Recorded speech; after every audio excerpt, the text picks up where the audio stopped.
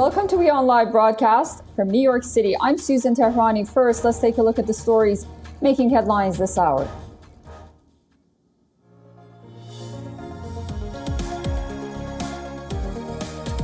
Sudan's paramilitary rapid support force agrees to a second 24-hour ceasefire. The first one, called on Tuesday, had collapsed, with bloody clashes continuing this morning. The Sudan army has not announced any commitment to the latest ceasefire call.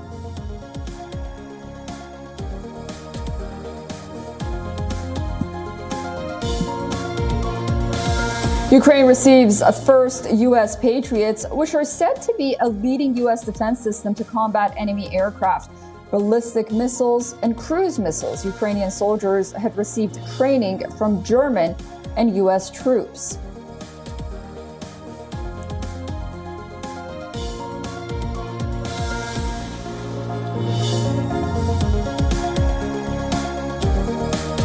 Moscow court rejects opposition politician Ilya Yashin's appeal against an 8.5-year prison sentence. Yashin has raised a voice against alleged Russian atrocities in Bucha.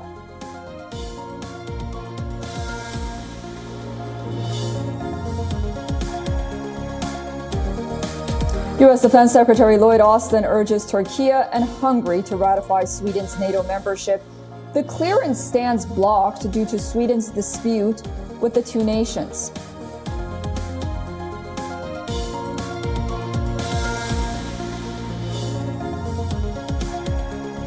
On the 80th anniversary of the Warsaw Ghetto Uprising, German President Frank-Walter Steinmeier seeks, quote, forgiveness for his country's World War II crimes. Steinmeier slams Vladimir Putin for attacking Ukraine.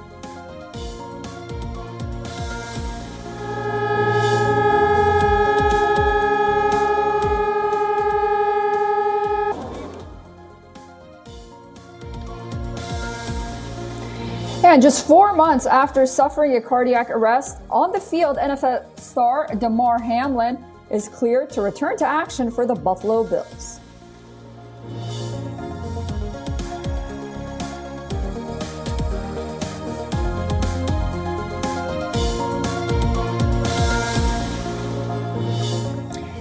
A landmark report says that the EU and G7 countries adopted alternative routes to circumvent sanctions on Russia, which blocked purchase of its crude oil. The report by Center of Research on Energy and Clear Air says Western countries imported around $46 billion worth of oil product from third world countries that acted as a bridge for Russian crude oil. The net result has been an actual rise in terms of quantity in imports of Russian crude oil since the war started. 5 countries, China, India, Turkey, the United Arab Emirates, and Singapore, acted as bridges for purchase of Russian oil by price cap coalition countries.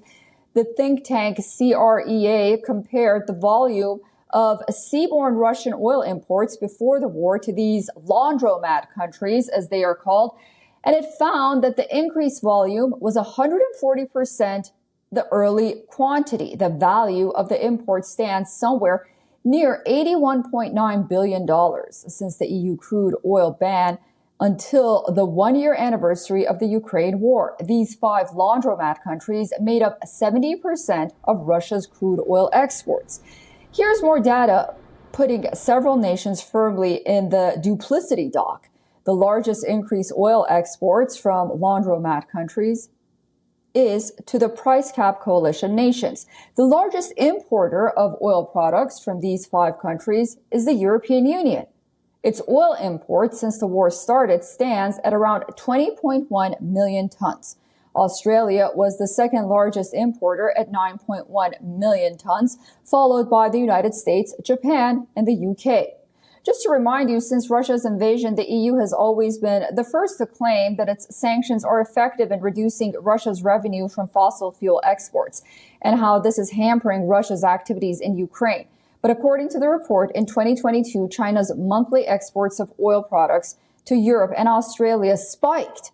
In December 2022, when the Western price cap came into effect, India was the largest exporter of oil products to the countries, followed by China and the United Arab Emirates. The major oil products being imported into price cap coalition countries are diesel, jet fuel, and gas oil. All right, for more on this, we are joined by Elizabeth Braw. She's joining us live from Washington, D.C. She is a senior fellow at the American Enterprise Institute. Elizabeth, welcome back to WION. So this is a bizarre and uncomfortable report for many countries to read and to come to terms with. Do you think many other countries, notably in the global south, are looking at this and saying, what is going on?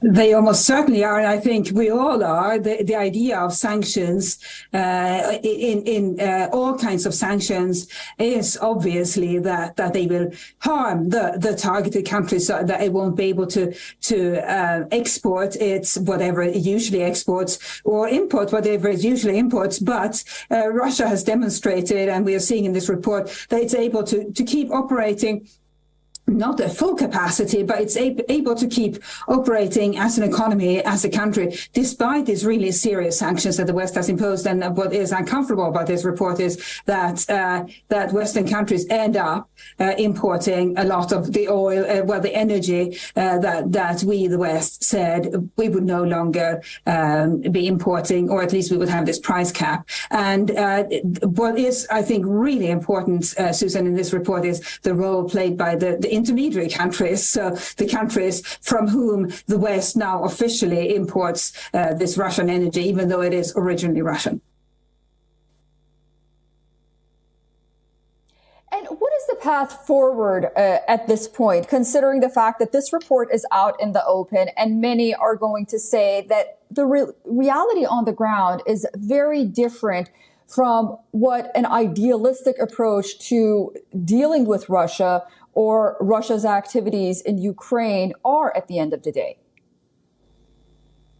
The way forward, I think, is it's going to have to be more of the same. I think that the challenge, though, with these energy imports by capped coalition countries is that it's not that the governments in those countries say, oh, let's keep importing from intermediary countries. It's that companies figure out ways to keep doing whatever it is the nature of their business is, and it's the massive majority, the vast majority of energy is imported by companies, not governments. So I think the way forward for the capped coalition countries is really to tell their companies, their private sectors, to be careful where they import from. But who knows whether that will have an effect. Companies always operate on a commercial basis and will buy whatever they consider the best product at the price point between quality and price, or at the intersection between quality and price.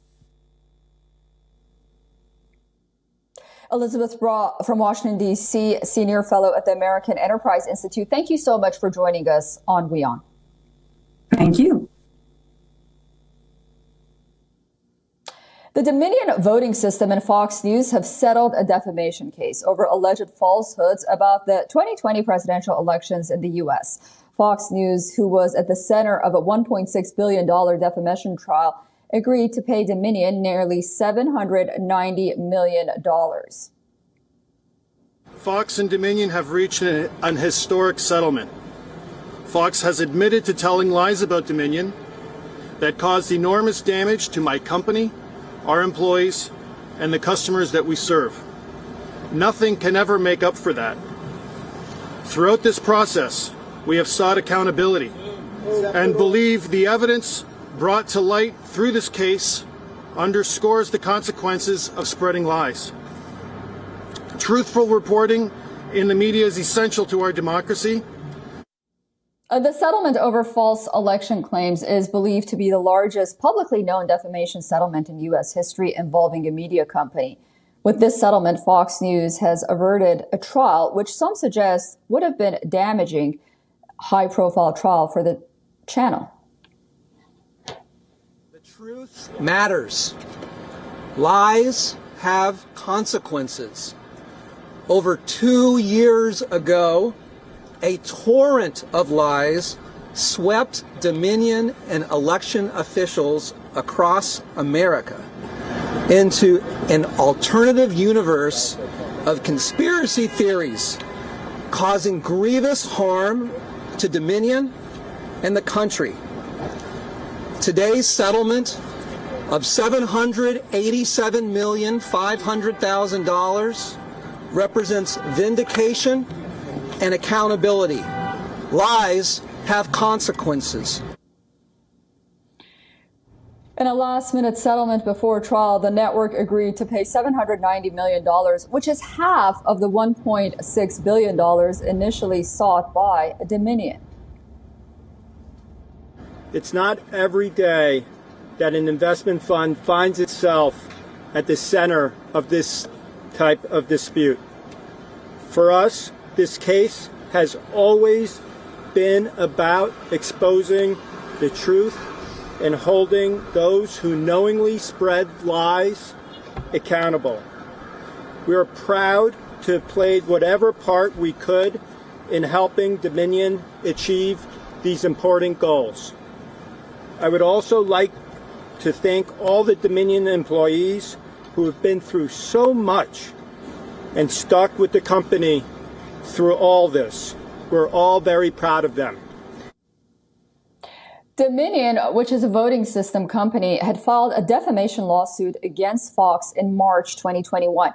They claimed that Fox News, through its coverage of the 2020 election and its aftermath, broadcast a series of verifiable lies about Dominion. According to Dominion, the channel had peddled conspiracy theories about its equipment switching votes from Trump to Biden during the 2020 presidential polls. As part of the lawsuit, records of texts and emails between Fox News executives and hosts were also unsealed.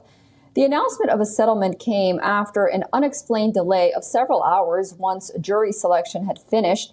Fox News also released a statement after the settlement was announced. It said, quote, "We acknowledge the court's ruling finding certain claims about Dominion to be false. The settlement reflects Fox's continued commitment to the highest journalistic standards." The statement further said that the TV network is hopeful that the decision to resolve this dispute amicably with Dominion.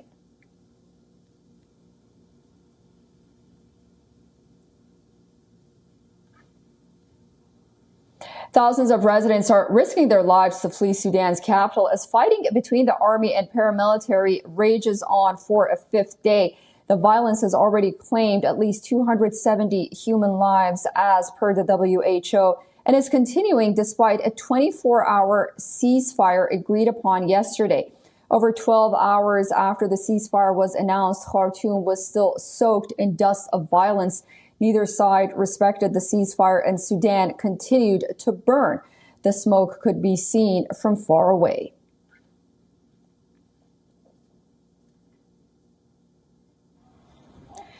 Civilians, meanwhile, were huddled in their homes with dwindling food supplies, power outage, and a lack of running water. Their hopes of being evacuated were dashed.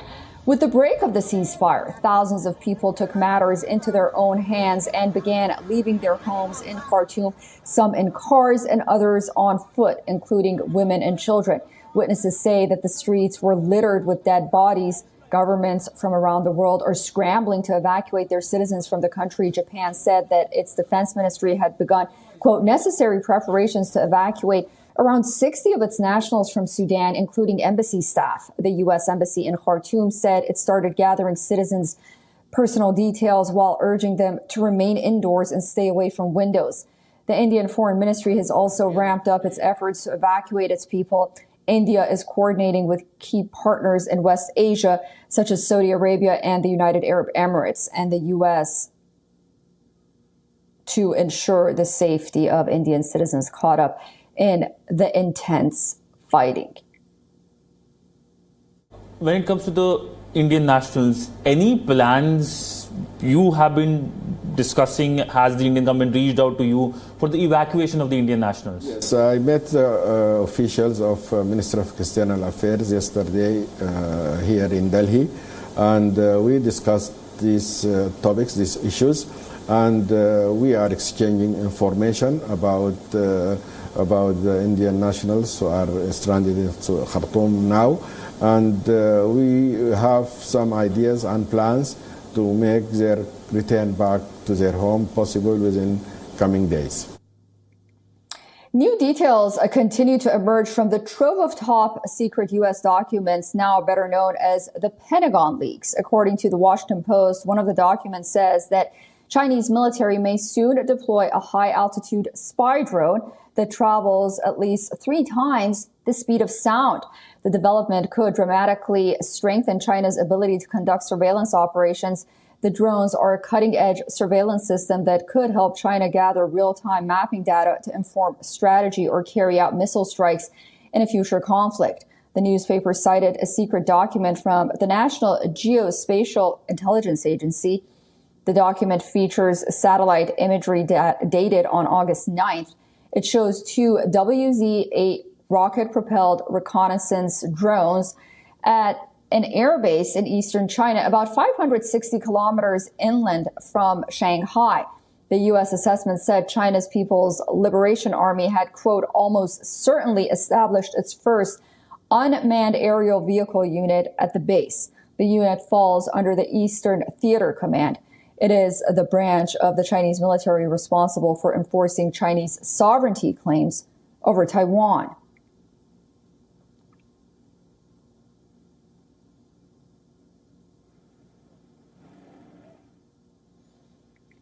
The shooting of a black teen in Texas in the U.S. last week has once again opened the conversation about race relations here in the United States. An 84-year-old white man has turned himself in for the shooting incident. Andre Lester was charged with first-degree assault after he shot 16-year-old Ralph Yarl in the head and arms. The teenager had walked up to the wrong house while going to pick up his younger brothers. While prosecutors say there was a racial component to the shooting, the 84-year-old Lester had not been charged with a hate crime. The incident took place on Thursday last week. The 84-year-old assailant was released on Thursday evening after posting 10% of the total $200,000 bail amount. This sparked outrage in the community, where hundreds of students walked out of classrooms in Kansas City on Tuesday to protest the shooting. Aerial video captured students walking out of Staley High School, where victim Ralph Yarl was a student.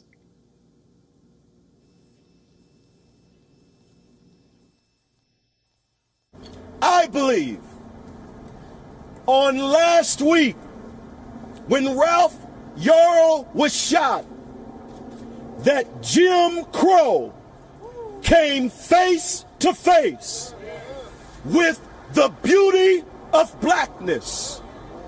When he was shot last week, Jim Crow came face to face with black joy, black accomplishment, black beauty, black excellence, black innocence, black talentedness, black gifts, and simply told it, get away from here, and picked up a gun and shot it. On Thursday evening, Ralph was sent to pick up his younger twin brothers at a friend's house. He mixed up the address and went to Northeast 115th Street instead of Northeast 115 Terrace, which is 1 block away. Andre Lester answered the door and shot the 16-year-old in the forehead and in the right arm.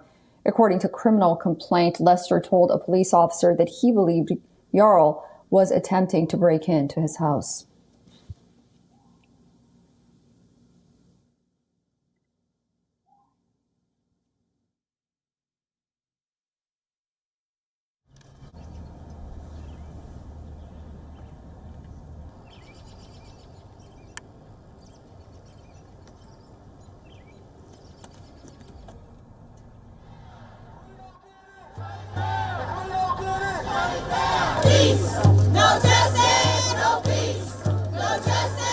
Richard Madden, Priyanka Chopra, Jonas, and the Russo brothers hit the red carpet in London for the premiere of their highly anticipated spy thriller series, Skedaddle.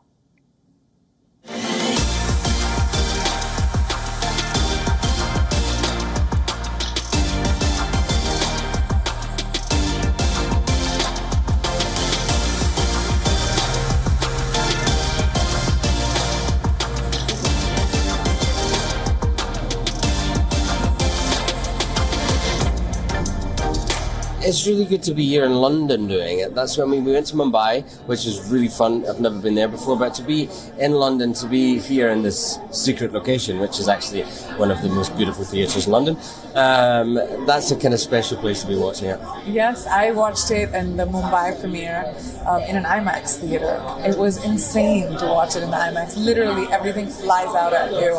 It's very cool.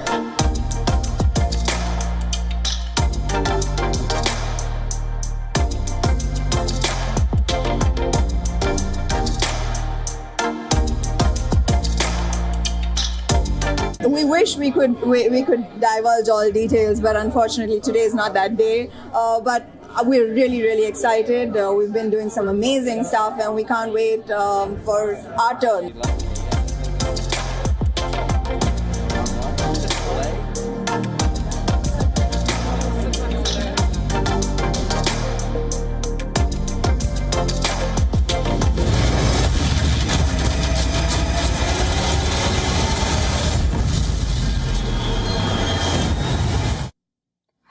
That's all for now from